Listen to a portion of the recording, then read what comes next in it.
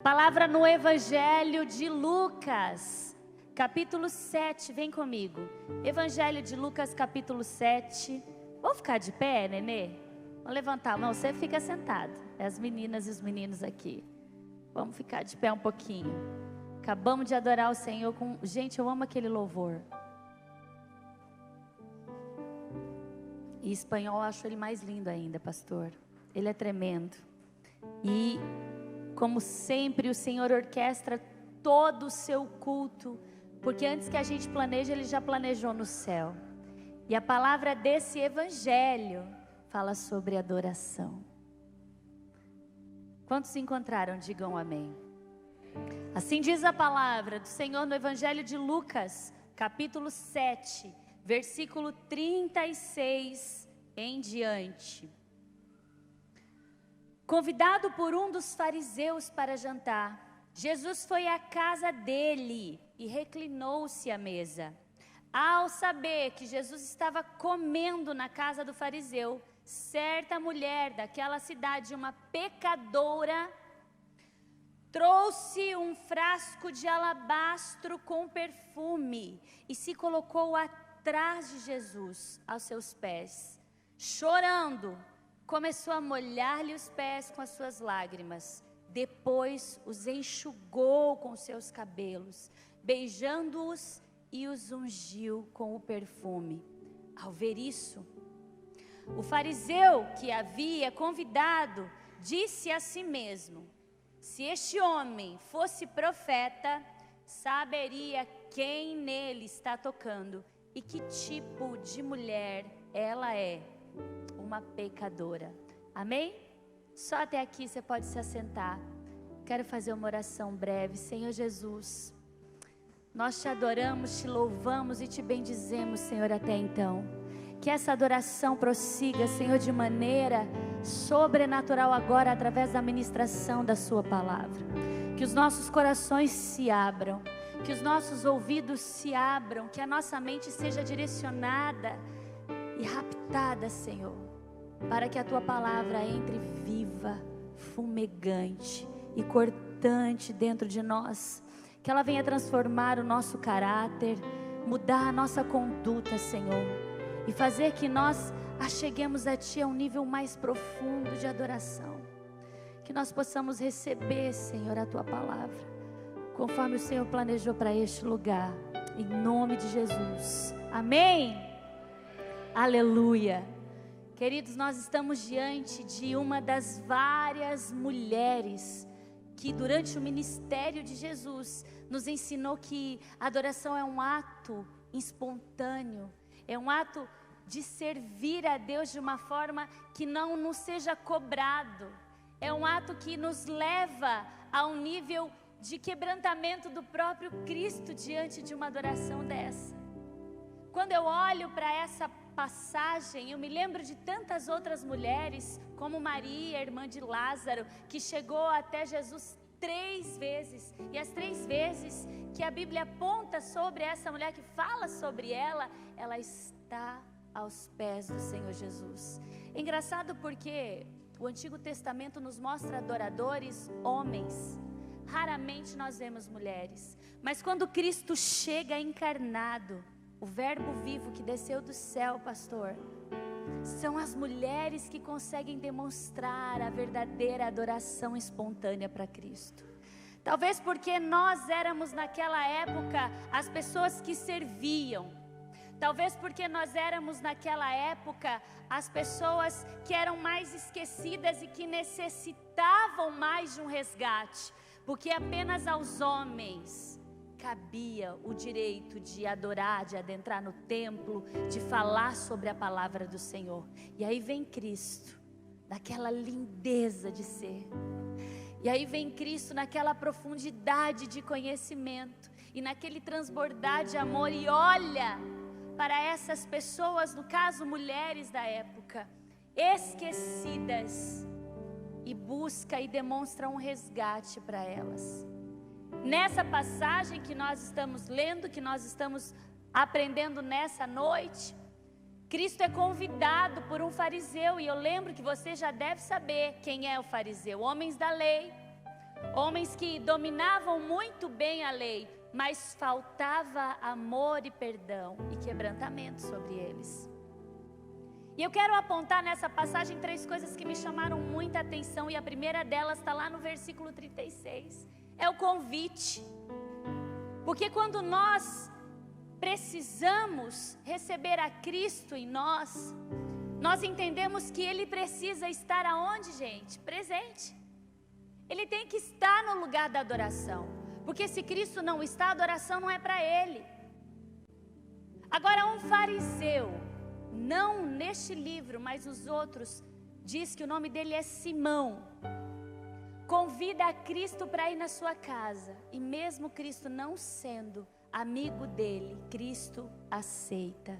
Sabe por quê? Porque o Senhor não faz como nós fazemos. A gente não aceita um convite pela nossa própria vontade. Cristo foi porque Ele tinha um propósito lá.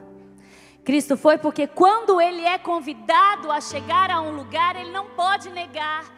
Porque aonde a presença dEle está, algo pode acontecer. Agora, quando Ele foi convidado para adentrar na casa de Simão, mesmo não sendo amigo dele, mesmo não gostando da classe a quem ele servia, mesmo sabendo que ali ele não estaria à vontade, ele aceitou. Sabe por que ele aceitou? Porque João nos diz que ele não veio para fazer a vontade própria dele, mas sim a vontade do Pai. E é por isso que eu pergunto hoje para você: você já convidou Cristo para ir contigo por onde você for? Você já parou para pensar que é inegável a Cristo um convite seu? Você está entrando em um lugar e fala: Senhor, vem comigo neste lugar, porque eu não sei o que eu faço aqui. Várias vezes eu tive algumas situações. Nós mulheres somos mais sanguinárias, acho que com dificuldade de controlar os nervos. Eu estava tão nervosa diante de autoridades, diante de pessoas importantes ou de decisões difíceis que eu tinha que tomar. Eu fechava os meus olhos e dizia: Jesus, me conduz nisso daqui, vem comigo, me ajuda a me controlar, a não falar bobeira. E agora, quando você entrega um convite a Ele, é inegável que a presença dEle estará lá. É inegável para Cristo.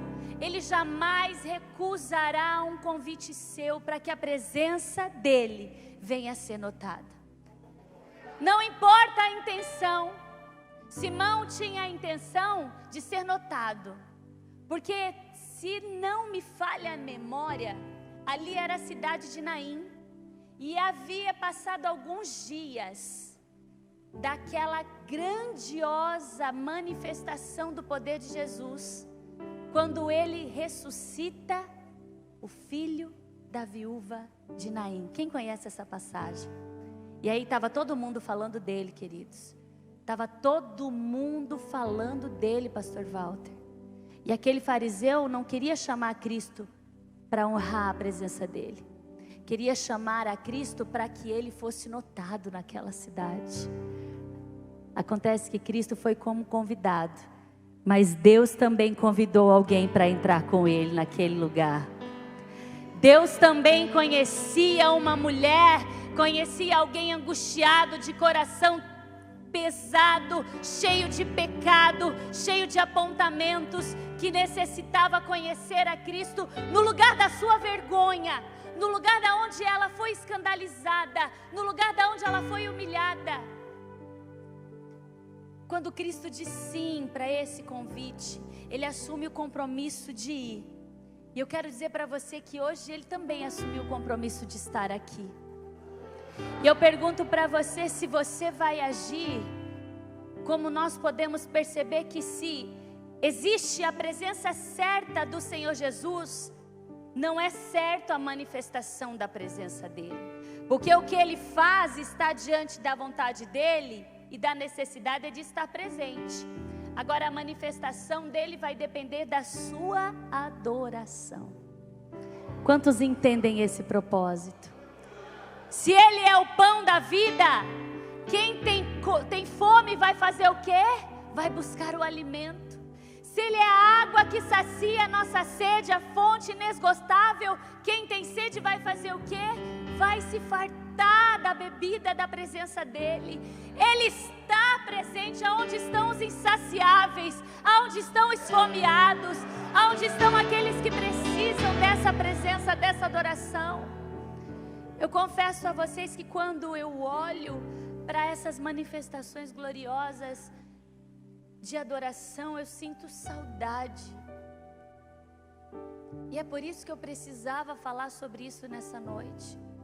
Porque se eu, uma simples mortal, tenho saudade das manifestações de adoração espontânea, o que dirá do Senhor? Queridos, nesse jantar, estava tudo tão arrumadinho, a comida estava pronta, as poltronas, os convidados, assim como nesse culto. Está tudo preparado para você. Hoje a gente ganhou até as flores do jantar. Olha que coisa mais linda. O ar-condicionado está ligado. Os obreiros estão intercedendo para a manifestação do mover do Espírito Santo. Todo mundo servindo com alegria, com o coração quebrantado. Mas enquanto você não levantar suas mãos e adorar, enquanto você não entender que se Cristo está presente, a nossa parte é adorar espontaneamente e derramar sobre Ele a nossa adoração individual, a presença dEle não vai se manifestar na sua vida.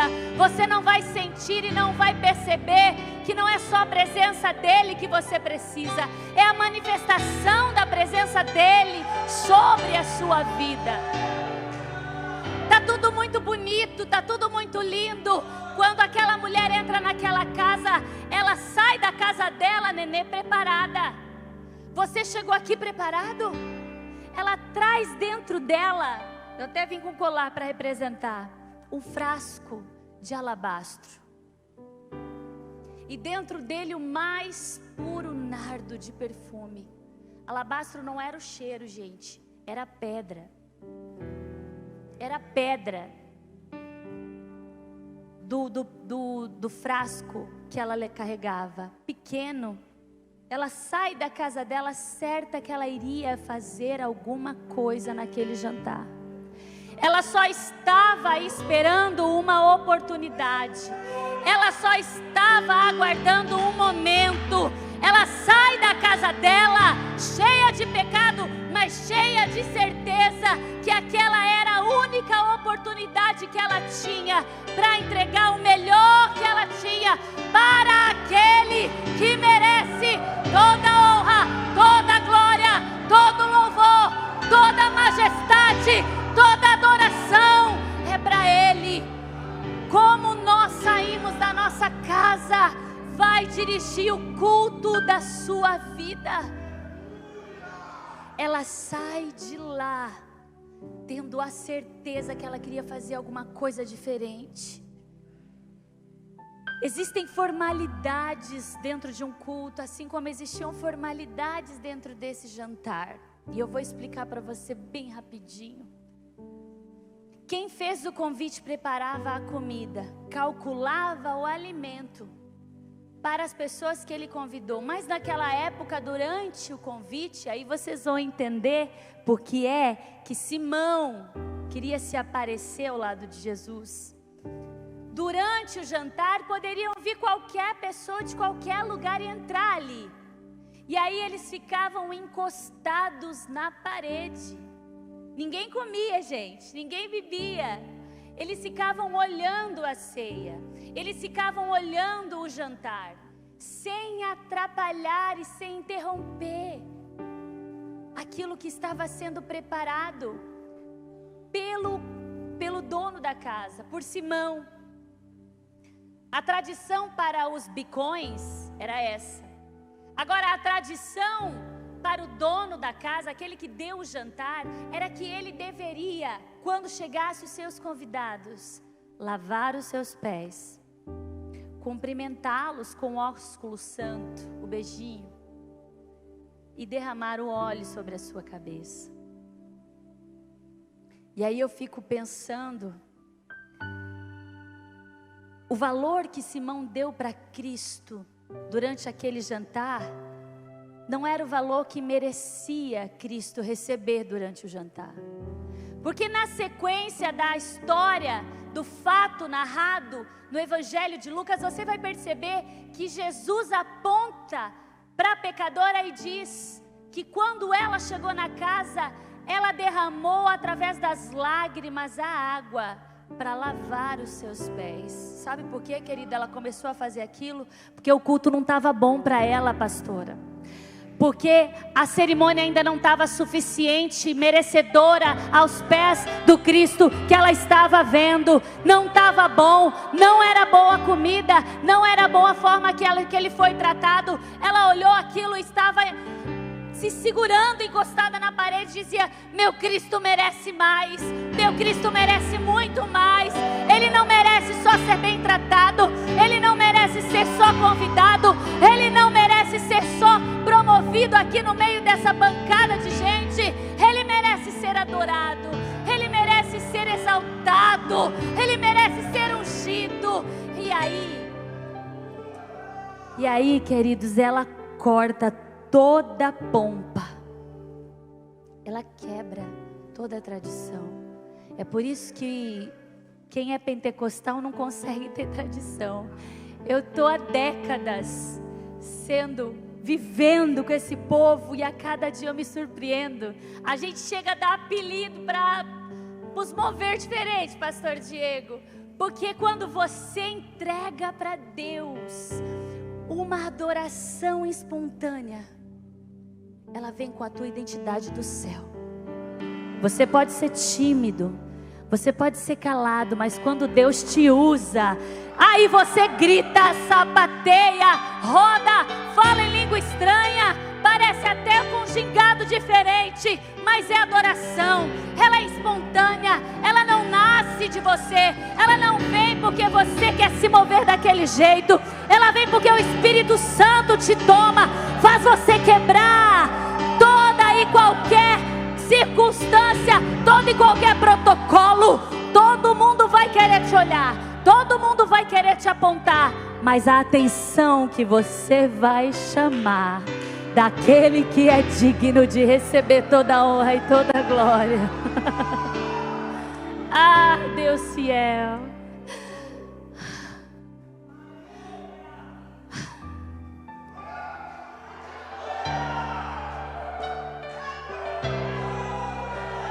Nós temos a oportunidade, nós precisamos entender que é tempo de resgatar a adoração espontânea, de olhar para os marcos desta Bíblia, da palavra única e verdadeira, e garantir dentro de nós que a nossa geração vai entregar a adoração verdadeira.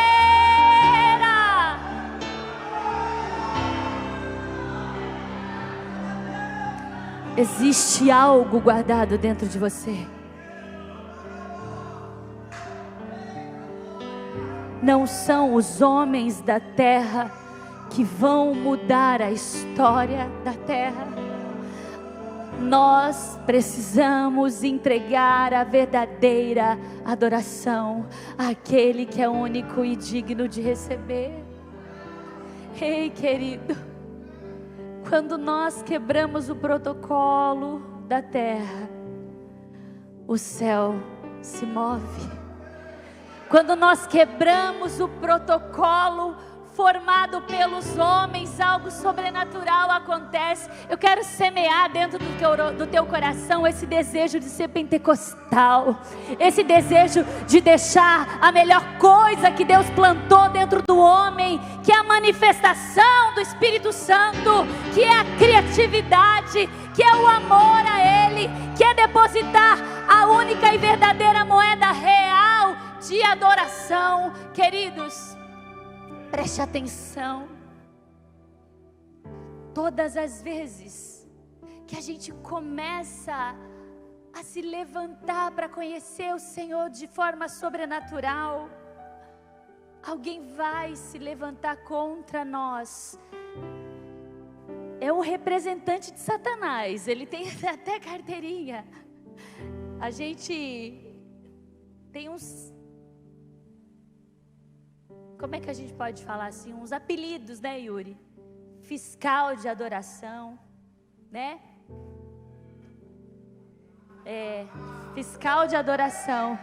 Quando você começa a querer levantar sua mão, quando você começa a querer derramar diante do trono de Deus, diante da primeira oportunidade que você tem a dar uma rajada de glória fora do contexto da igreja, alguém vai virar para você e vai te olhar. Alguém vai apontar para você e vai fazer assim. Vai. Vai. Simão fez isso com ela. Judas fez isso com Maria, quando ela derramou meio litro de óleo de alabastro aos pés do Senhor, na cabeça do Senhor, me perdoa. Sempre Satanás vai se intrometer, sabe por quê, querido? Quando Simão, esse fariseu, traz ao seu pensamento o julgamento de que aquela mulher era pecadora e que Jesus não era profeta porque não sabia quem ela era.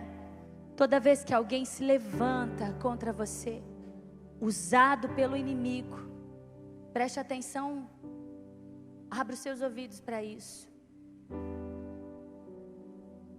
As trevas se movem porque o teu dinheiro que Deus te fez prosperar, ele pode ser roubado. Os bens materiais que você adquiriu com a prosperidade que Deus te deu, eles podem ser destruídos. A sua família que foi bênção do Senhor, um dia pode acabar. Tudo aquilo que o Senhor nos dá, pode ser corrompido, pode ser retirado, pode ser moído pelo Satanás, menos a adoração. Aquilo que nós entregamos para Deus, aquilo que nós depositamos como uma oferta de amor, é o valor que nós temos para Ele. Satanás não pode tirar de você. É a única moeda justa que nós demonstramos para Deus. Eu te amo deste tamanho. Porque dá vergonha. Não pense vocês que quem entra no manto, quem grita sem parar, quem imita um passarinho aí gritando, quem fala em língua estranha muito alto, você acha que essa pessoa não fica com vergonha no começo, queridos? Fica. A gente tem vergonha, mas o amor é maior. O amor é maior. A adoração merece toda a vergonha. A gente não liga, a gente não se importa. A gente sabe que aquilo que a gente entrega é maior do que o homem que nos julga.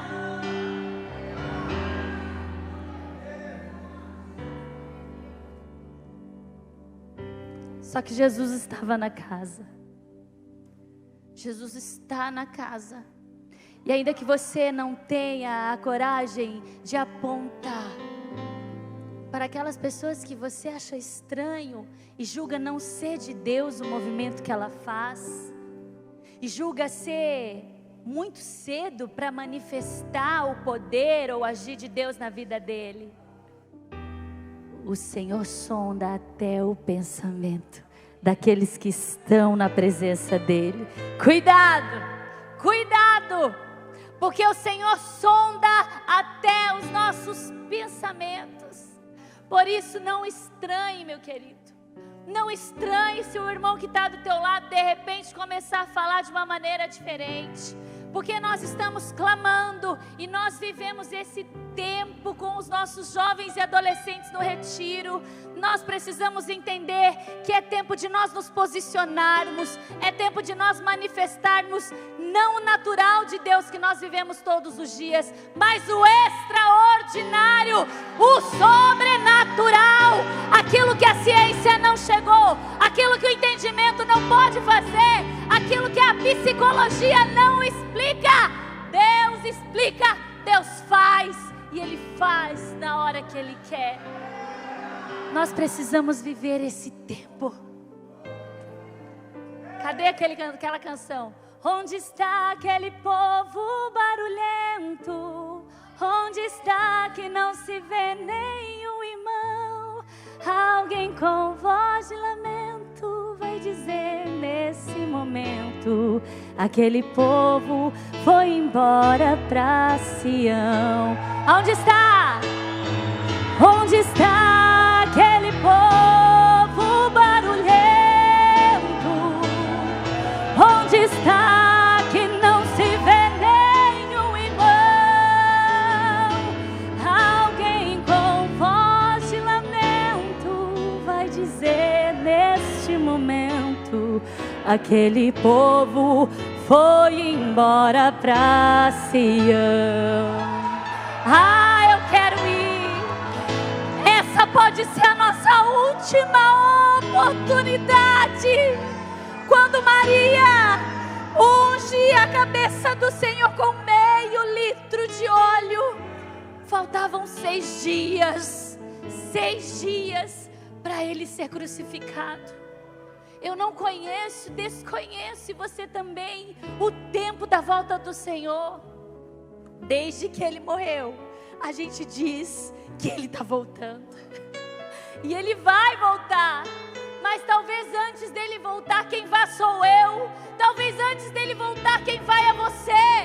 Então experimente, tente, derrame, faça o que você puder para tirar o óleo, o frasco de alabastro de dentro de você, a sua identidade, o teu cheiro, o teu perfume na presença do Senhor. Querido, fique de pé comigo nessa noite.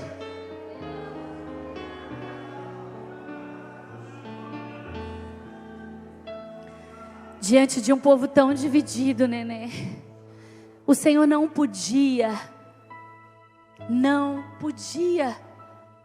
ficar omisso diante dessa manifestação. Como pode um grupo de homens acusadores ou um homem apontar para uma adoradora e julgá-la incapaz de adorar ao Mestre? Como pode uma adoradora ser acusada de ser incapaz de adorar ao Mestre? Quando nós paramos de olhar para o Mestre e olhamos para aqueles que o adoram, a gente diminui o valor e o poder que Ele tem.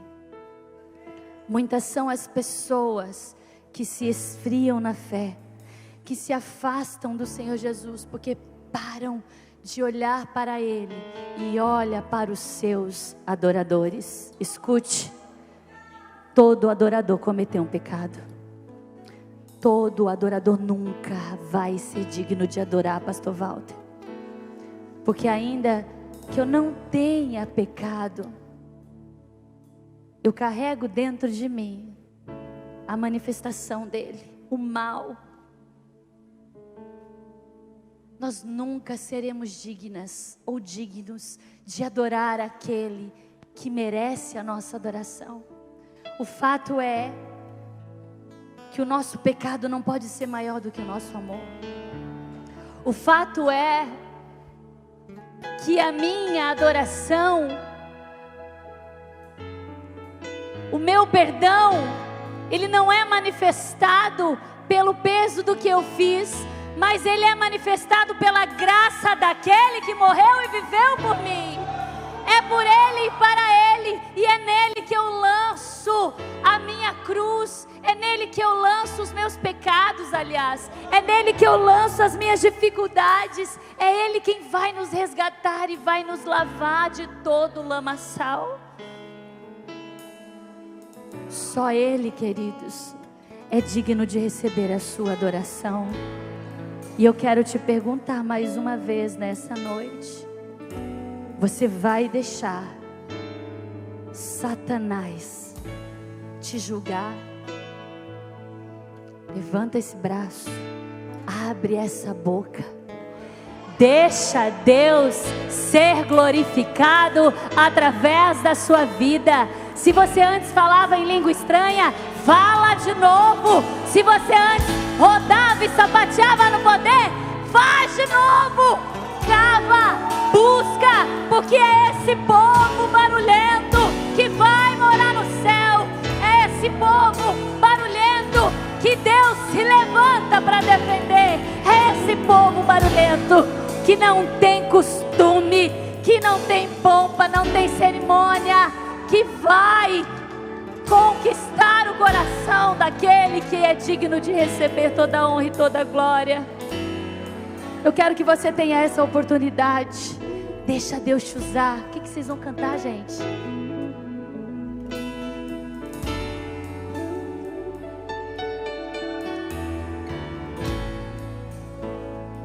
Perto quero estar,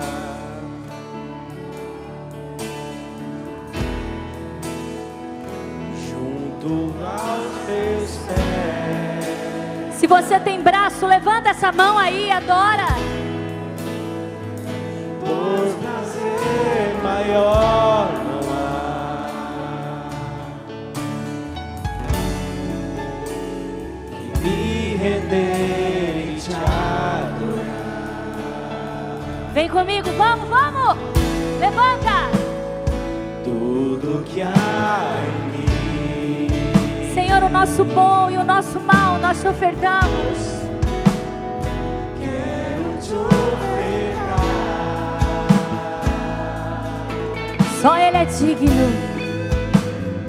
Mas ainda é pouco, eu sei. Se comparado ao que ganhei, não sou apenas servo, teu amigo me tornei.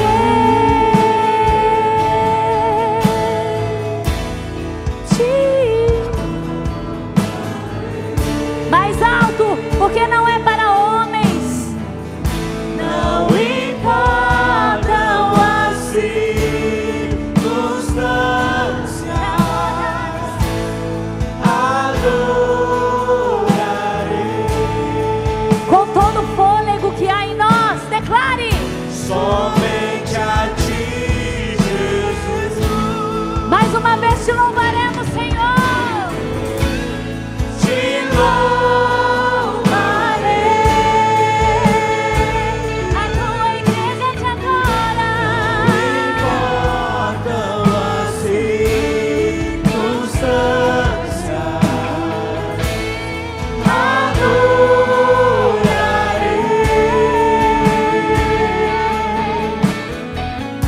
Somente a ti, Jesus.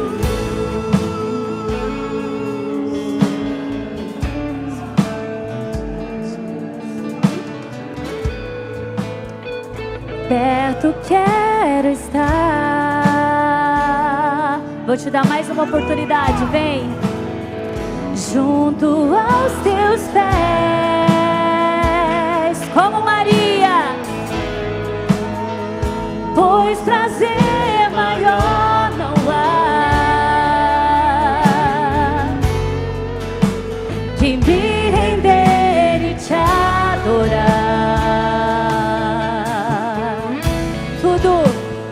Tudo que há em mim, Ele quer tudo teu. Derrame. Eu quero te ofertar,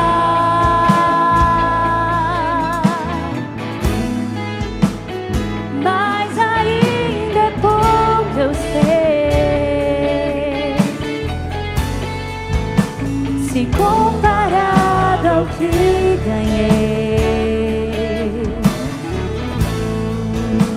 não sou apenas servo, teu amigo eu me tornei.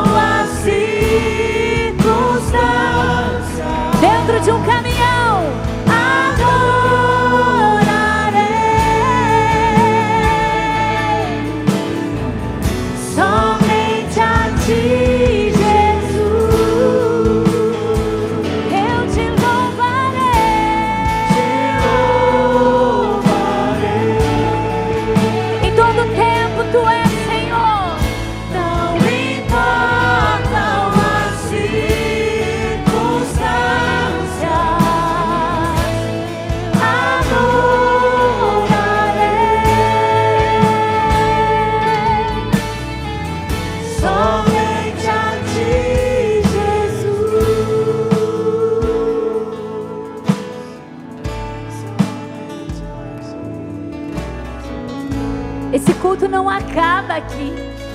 Esse culto não termina aqui. Porque o perfume do vaso de alabastro, ele vai nos levar, ele vai nos seguir até as nossas casas.